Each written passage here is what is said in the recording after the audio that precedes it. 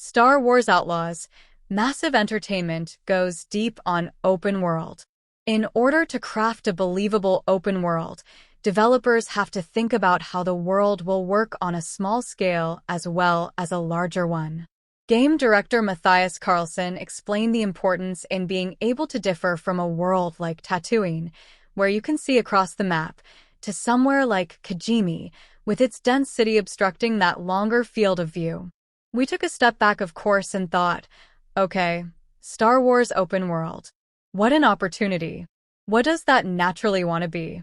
It wants to be the full scale, from the very small to the very big, meaning sitting inside a cantina, playing Sabacc, being able to walk through the street, jump on your speeder or drive across the planet's surface, literally park your bike in your own ship, take off into space seamlessly, and explore that region.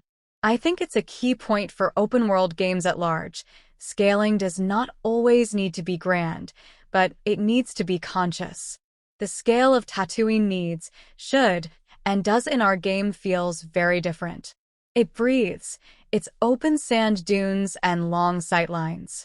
It's easy to pick up any little anomaly on the horizon, and there might be an opportunity for you, compared to the dense streets of Kijimi, which is a city in perpetual winter, where people are trying to stay warm. One of our intentions for the beginning of the game was to make it feel very small, and then to get bigger and bigger and bigger and bigger. So, at the beginning of the game, you start off in one room and it's claustrophobic and it's meant to make you feel a little bit trapped. You open up and it's city streets, but it's contained. And then you get into some narrative stuff and you steal a ship and you explode into the galaxy and all of a sudden you crash land on this planet, which is a wide open world. There's a very structured intro that leads you to crash land on Tashara, which is a moon that we created with Lucasfilm games. And once you finish the sort of linear narrative on Tashara, the other planets open up and it becomes completely non-linear and you can choose to tackle those worlds in any order you want. It was less about how big, but more about how long in terms of traversal with the speeder it would be. Tashara takes 4 or 5 minutes nonstop, which doesn't sound like a lot, but once you're committed, it's a fairly large amount, and you are always going to be distracted. Assassin's Creed Odyssey, which was one of the games that we were looking at while creating this, you have different zones on the map. Tashara is 2 or 3 of those put together. We in both Division games, but especially in the second one, developed what we call living world systems. So same thing here. We have systems that make sure that the world is always alive with movement, traffic, speeders, zipping around the Empire, patrolling syndicates have footholds out there, and these can cross paths. Also, sometimes more substantial events happen, and it's really up to you if you want to engage or not. Your reputation moving in the positive direction unlocks a lot of things for you.